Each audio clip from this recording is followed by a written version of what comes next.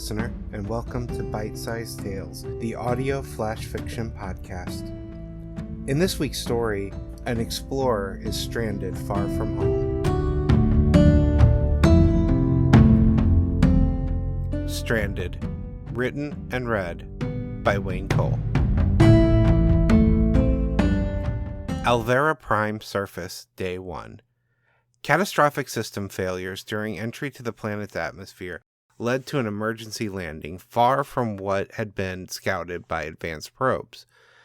The ship still has power, but structural integrity has been lost. It is not going to fly again, let alone reach space. I'm still assessing what can be salvaged from the ship and taking inventory of my supplies. The emergency beacon is active, though, so if I hold out long enough, a rescue team can find me, even though I'm not sure where on the planet I am. I just hope there is a team sent to come looking. Alvera Prime Surface, Day 2. I have survived my first night on the surface. The forest was filled with the sound of animals hunting each other. None were brave enough to approach my crash site, thankfully, but I fear they are curious about me. I need to make a decision on shelter today. Either I try to fortify what's left of my ship, or I can attempt to build something from scratch. Since I want to be rescued, I'm leaning towards staying on the ship. There really isn't much room, though, and if I have to start gathering resources, I need somewhere to put them. I only have enough food and water for a few weeks. Alvera Prime Surface, Day 3. It is storming outside, and with no life support functioning, the ship is getting very cold. I've been so focused on moving forward that I haven't taken a moment to stop and really think about the situation I'm in until now. I'm wrapped up in a blanket on my bunk as I make this log, and there is standing water on my floor. The whole ship is shaking from the wind, and what few systems are still functional are going offline as water seeps into the electronics. For the first time, the fear is getting to me, and I'm having a hard time holding on to any hope of rescue. I have no idea why I'm putting this into my log. None of it can be used in my mission report if I ever actually get to write one. Alvera Prime Surface, Day 4. Today I will be focusing on exploration. My mission was supposed to be one of exploration to begin with, so while I'm looking for useful resources, I'm going to catalog flora and fauna. I don't have the tools anymore to safely analyze them, but I can try and gather DNA samples. Without the analysis tool, I'm going to have to rely on training and sampling to determine if anything I can find is edible. I'm going to be gathering wood to start a campfire as well. I need the heat, and when my pre-cooked food rations are out, I'll need to be able to cook what I find. I have a few ideas on how to get a fire started, but I've never actually tried to start one before. Alvera Prime Surface, Day 5. Behold me with awe, as I am the great and powerful bringer of fire. That's right, I am writing this log sitting next to my campfire. I have cataloged 38 plant varieties and 7 animals. It is amazing how close to Earth animals some of these creatures look, while others are like nothing I have ever seen. There's a green slime-like creature that scoots across the ground, digesting anything it absorbs.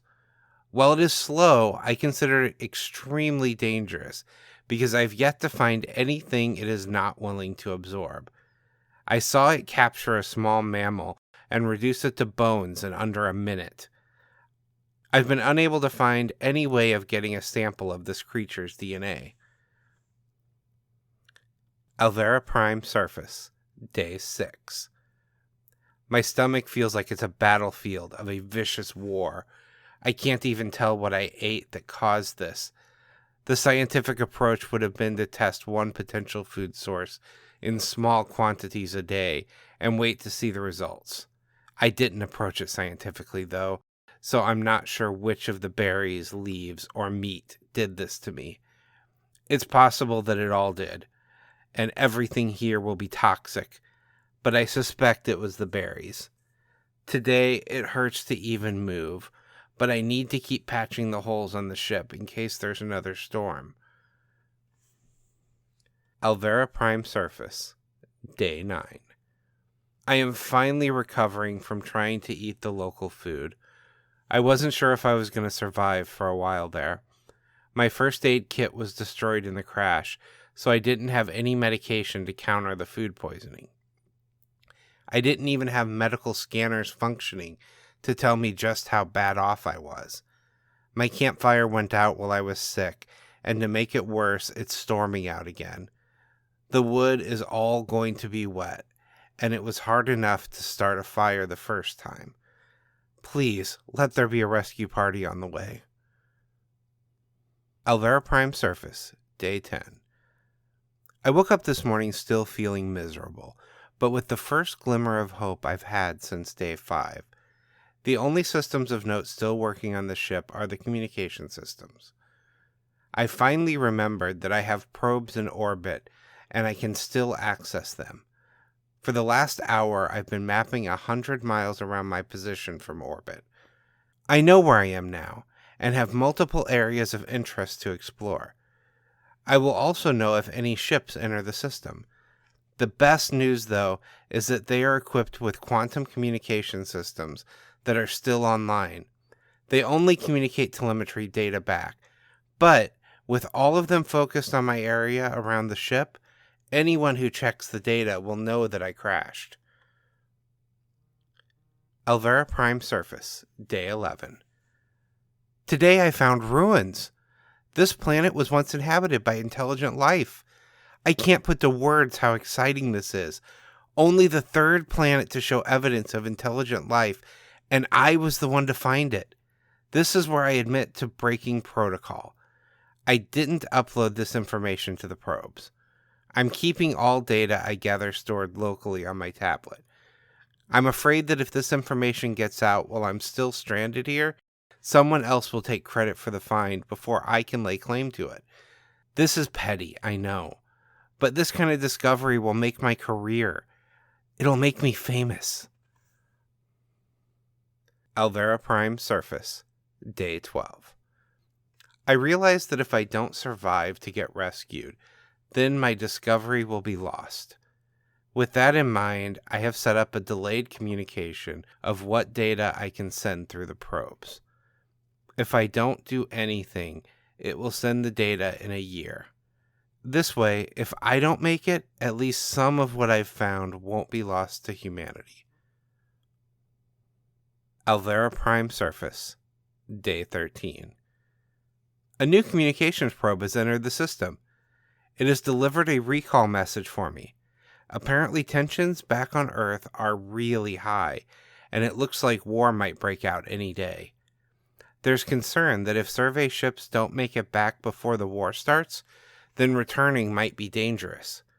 I was able to relay a request for recovery back through the probe. If my own quantum relay had not been damaged in the crash, I could have done this on day 1. I'm sure they'll arrive any day now to rescue me. Alvera Prime Surface, Day 14.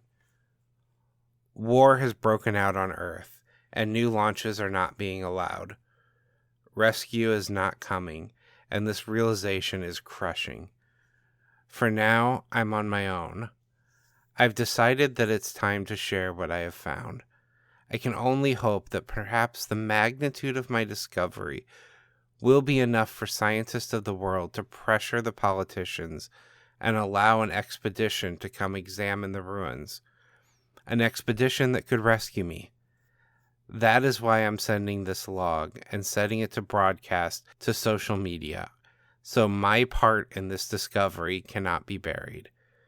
Please, those of you out there reading this, I don't want to die here.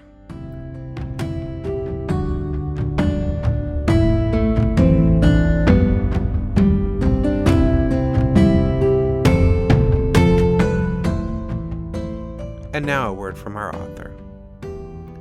One of the things I like playing with flash fiction are different ways to explore telling a story. In the written form, a lot of options are suddenly opened up. The options of telling stories by log format, by brochure, advertisement, text, any number of different things that don't work as well in long-form fiction. I'm not sure how well they work in audio fiction either, but I decided that just like my flash fiction is experiments in my own writing, I would record this one as an experiment in what type of story can be told in audio. Only time and you, the listeners, will tell if this was a successful experiment or not.